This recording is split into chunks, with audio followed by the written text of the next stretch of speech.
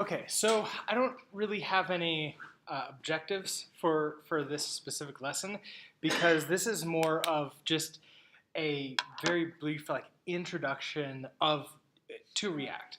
But first, I'd like to ask, what about React do you know? So it's a framework. It's a framework. Kind of. In a way. Kind of. Yes. So I guess where I'm at with it is like I've jumped into the videos that like Maximilian does online and like the West Boss ones. They both seem to like really jump into like how to do everything without ever really explaining like some of the components. What is state, like those types of fundamental things. Yeah. Okay, so those are good things. It looks like you had wanted to say something. Me? Yeah. I was going to ask if you were recording. I am recording. Yes. I have a circle on the top of my screen, so that better mean it's recording. Really good at reminding people to record. Excellent. Okay, so you're right. Most people don't like describe state, but I also think the reason for that is because most people assume that you know what state is. So, state is like the current state of your DOM, right? Yeah, as a way to self-referential definition, yes, that's exactly what that is, which may or may not help because it's self-referential, and that's oftentimes when we say, "Oh, it's the state of the things." It's like, that's really weird. So, how many of you have played an emulator, like a video game emulator before? 3 of you, 4 of you. One of the things that emulators let you do is save state, which is, let's say, like if we go back to the original Super Nintendo, like Super Mario Brothers, there was no save game in that game. It was like you play, and if you die, you start over from the very beginning. If you turn off the console, you start over from the very beginning. But emulators, when you play that game, had this save state button that you could click. And you turn off the emulator, you come back, and it loads the state of the game. Now, what we mean by state of the game is all of the variables that was set are now restored to what their previous variables were. So if it was like var current level equals 6, then you would immediately jump to level 6. So that's kind of like one of the, I guess, pros about like a front-end framework like React is the fact that when it's making changes or updating the state or whatever, it's just updating the elements that have actually changed and not everything all at once, right? Well, and that's where it gets a little bit confusing because which state are we talking about? Because there's actually multiple states going on behind the scene with everything. And it's really easy to think that only a front-end framework has state. But in fact, everything has state. You were mentioning the DOM before. The DOM is holds state, essentially. Well, React doesn't really change that the DOM is there. So you still have state in that way. But individual components within React can store their own state. And they just make it simpler because there's nothing truly magical about React. Like you could build your own version of React if you so desired to. So they're just doing a bunch of work behind the scenes for you. So I'll get into that a little bit. To begin with, there's a lot of articles and other things out there of how to start from pure scratch. And I'll leave that as an example for you to go through. What I usually recommend to everybody is start with a CLI tool that the React team has made themselves. And the way that I always find this is React CLI tool. Just straight up Google that.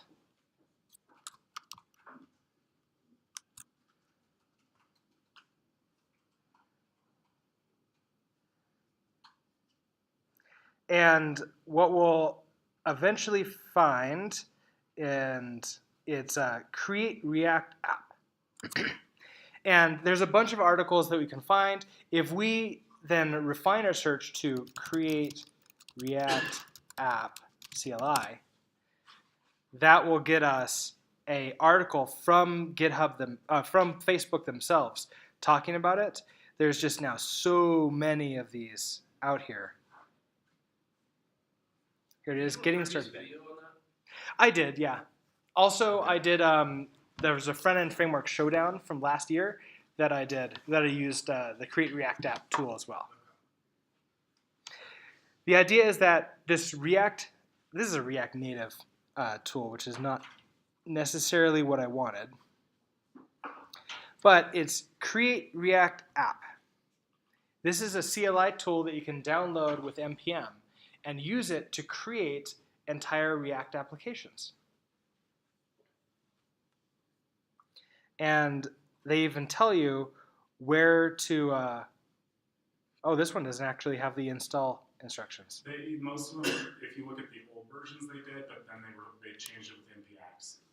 Well, npx, you still need to install it. Yeah, npx is just a way to run and execute. I mean, like I just ran npx create React app and it worked. Ooh, without installing it? Did they change that? But you have to install it locally. What the npx Yeah. does is it looks in your node modules folder. So if you do npm install create React app and then do npx, that will.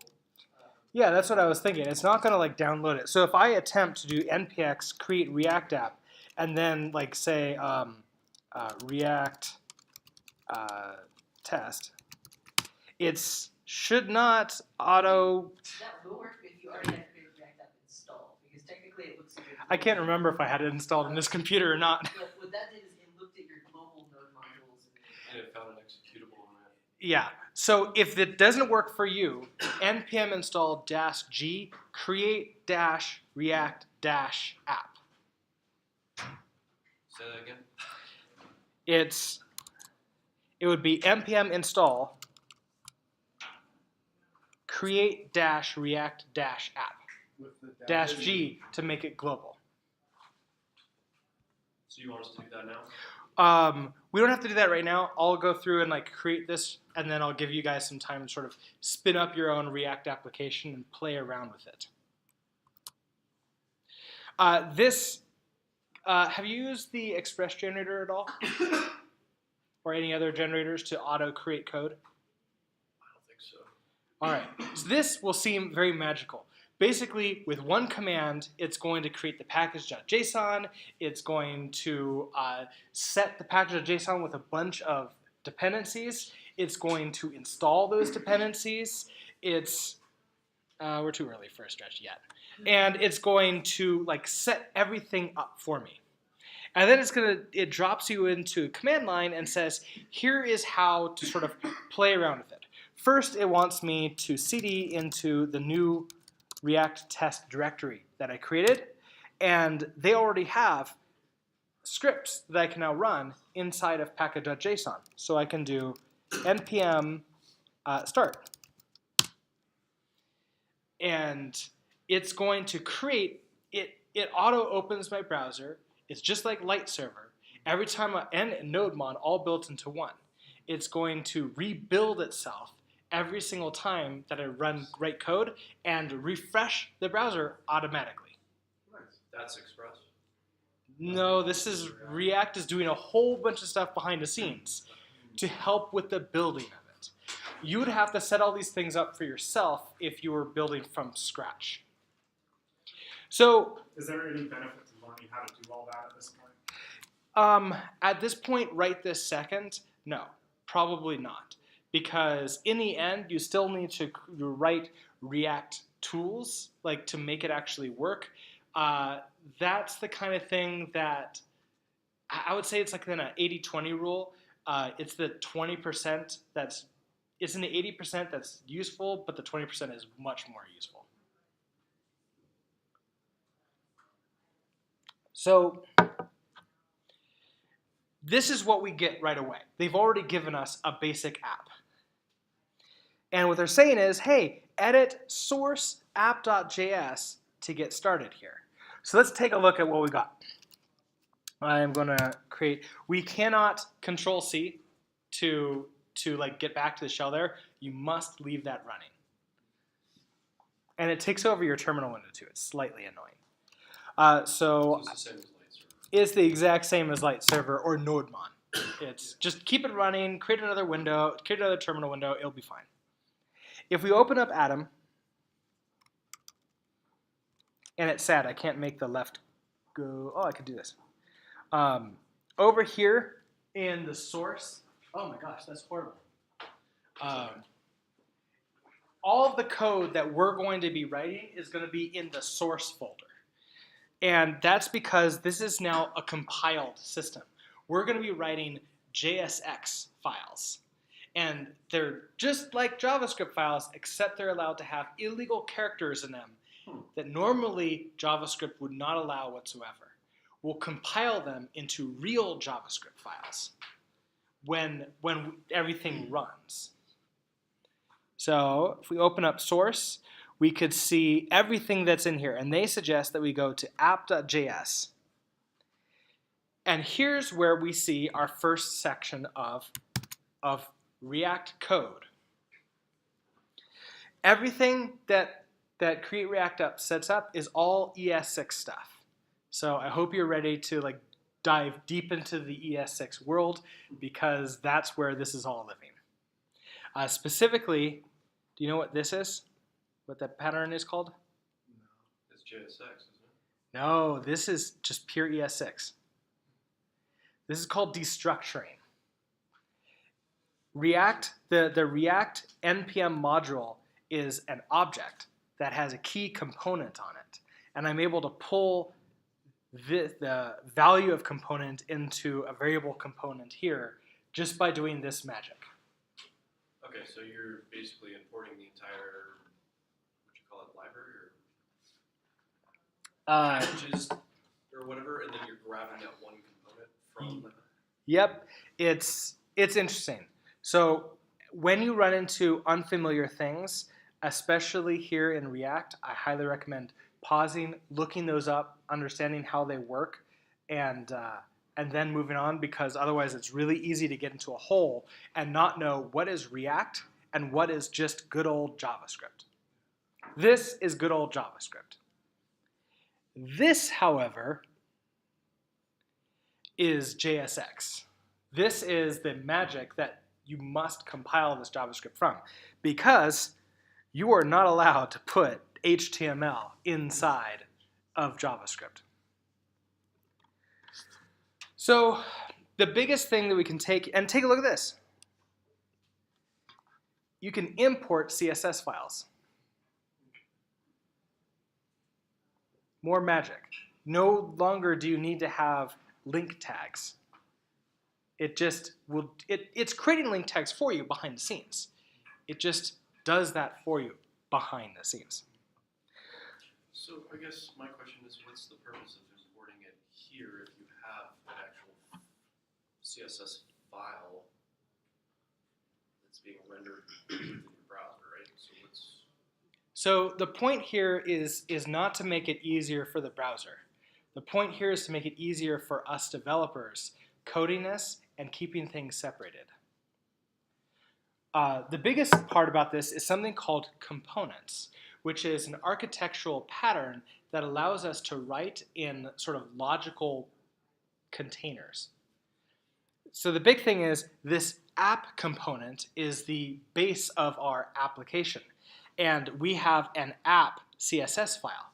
If we create another component, it can have its own CSS file contained within its own folder. And then we can share all that code together. And theoretically, it won't rely upon other components that you have in your application. So that CSS file is strictly for this particular app or component or whatever. Yes, exactly. But that CSS won't, so let's say you created, I don't want to get too deep into it off the bat, but let's say you had a component that was separate and you created a separate CSS for that. That CSS is still global to everything, right? Like if you used, but if you theoretically use the wrong, class name and reference that from the it's in CSS, it's in a Yep. different CSS file, you're still going to get that. Exactly. It's still following the same rules as normal JavaScript and HTML and CSS. But I would like you to notice here, class name equals app-logo. So they're namespacing their class names. And if they're suggesting that you follow the same pattern, so that as you make these classes, they're just really set towards that. And as long as your component has the different names, unique names, you're fine. So what overrides what? It's going to be in order. So app is going to be the lowest here, and everything else is going to come above it. But Okay, so the compiler this will, can get overwritten by this up here. and it's going to get really interesting because the compiler, React compiler, is going to pull everything together and create one JavaScript file, one CSS file, So this is just a matter of us organizing for ourselves. code for ourselves. It's Okay, not now- for the browser whatsoever. So essentially, sorry, go ahead, Milo. I was just going to say, does it matter? So really, like what you're doing in your .css file or some of these other things that you're importing for this particular app, does that need to?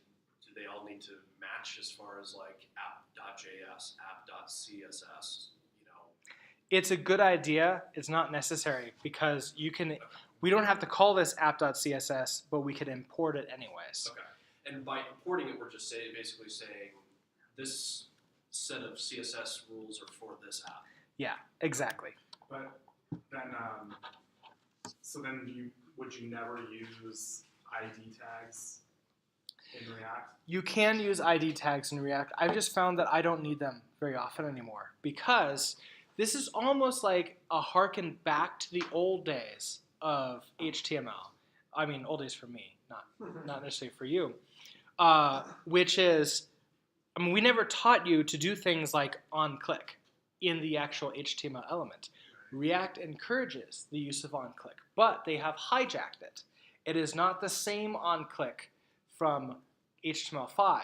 It is now an on-click that they listen for and will then execute code in it. So I think a good thing to do is I'm going to create a new component and then show you how that sort of works inside of here. So, and then we'll like have an on-click and some other things and sort of play around with it a little bit. So if I want to make a new component, it's just as easy as me like copying and pasting and creating. So I'm going to do a new folder here. I like to organize these in new folders based upon the component. Otherwise, you get a really big source, just flat file. So what should I call this? Like a hello world? Hello dash world dot. You can name these JSX or .js. It's perfectly fine. Actually, I didn't want to name the folder that. Let me rename it. It's hello world is the folder, and inside of the folder, new file, hello dash. I'm actually going to do hello world, all like that, .jsx. Now, you'll notice that I'm doing a capital H, hello world here. That's because we're going to follow the same pattern that they have here, and this is class-based for React. And class file names, we generally begin with a capital letter just to let other developers know that this is a class file. What does that mean? Sorry. Have you gone through any object-oriented programming with like, object-oriented programming stuff? Not much, really. Okay, so We should probably do a whole breakout on that because that is a separate breakout topic, yes. Because that when I started on React, I ended up taking like half a day just like going into object-oriented programming. For right now, this is magic. Is there a video? There are lots of videos. Plus, they're actively doing those breakouts too if requested, so just start requesting them, especially now. So the biggest thing is that for the most part, a lot of this code can be copied over. So if I take this, copy it directly, put it into hello world, I can come in and like now sort of make decisions. Well, I don't need this logo, so I'm going to delete that. And I am not going to have an app.js or app.css, I'm going to have a hello world.css, which of course means I now need to actually go create those files. Class app, well, this needs to change. I'm just going to find wherever this is referenced and change it to hello world. And then this is a render function that's part of this class. It's going to be called by React whenever it renders onto the screen. And then it's just this HTML that's returned. One fun fact about this, you can only have a single parent tag be returned from here. If you attempt to do something like div, put like an h1, hello world, h1, and then after this, have another one, like, I'm just going to copy this. And this will be byte. When I save this, first of all, this is probably going to give me an error, so I'm going to comment that out for a second. When I save and I come back to my screen, it should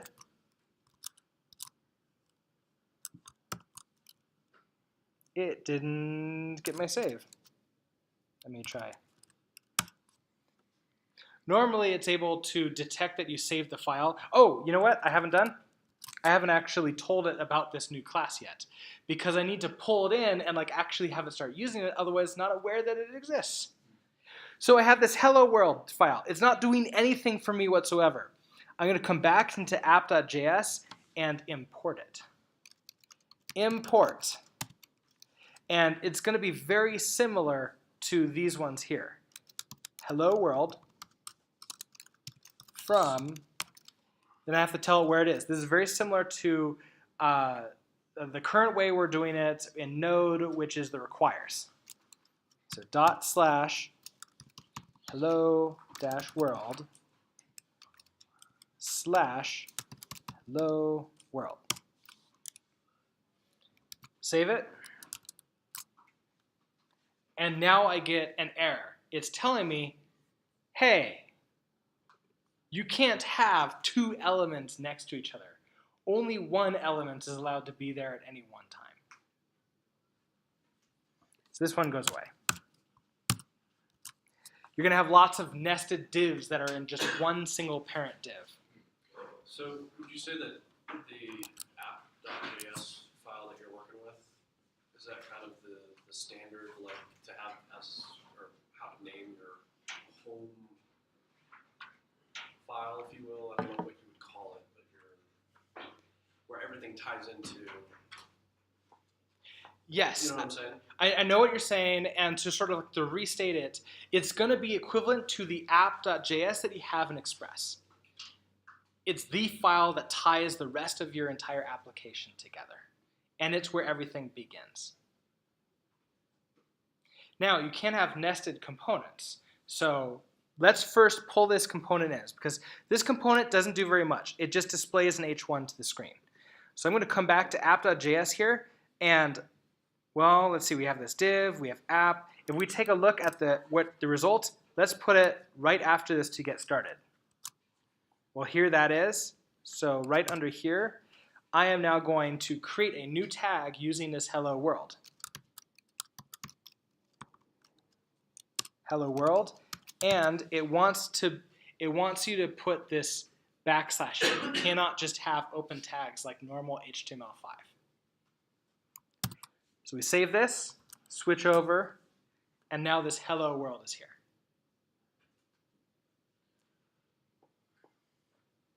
So it knew that your tag was just basically the name of your file. Yes. Because that's the component. Because I imported it into a variable. So why would you want to, like on that hello world.js, why would you want to like extend component again instead of just like creating a variable? So extend component inside of the class? Well, so go back to your hello world.js. Like there, you're like extending component again. Couldn't you just like create a variable and then like use that as to put into that other render from app.js? So this part of it is like due to the object-oriented programming side, where it's a little bit of magical happening. For the main part, this is a class-based thing. We need to have this here for the class stuff to work. Now, as to why we don't just make this like a global variable that everything can access, we want the ability to take this code and share it with somebody else, and we're not making any assumptions about what their environment looks like. So the class hello world, that's the actual name of that component, right? So Yes. Like on the app.js file, if you could go there real quick, like where you inserted underneath the p tag, where you made the hello world tag, is that what it's looking at as far as from the other file, or is it just looking at what you named the import? Like It's when you say import hello world, can you name that like whatever you want? I cannot name it whatever I want. So this is looking at this. This is looking specifically at this, which is connected to this. Okay, Basically, name everything the same and you won't have problems. that's what I wanted to. All right, let's get everybody to this point. So how many of you are going to be following along and doing this? All right, let's get like a hello world displayed on your screens. When we import app.js, we import hello world.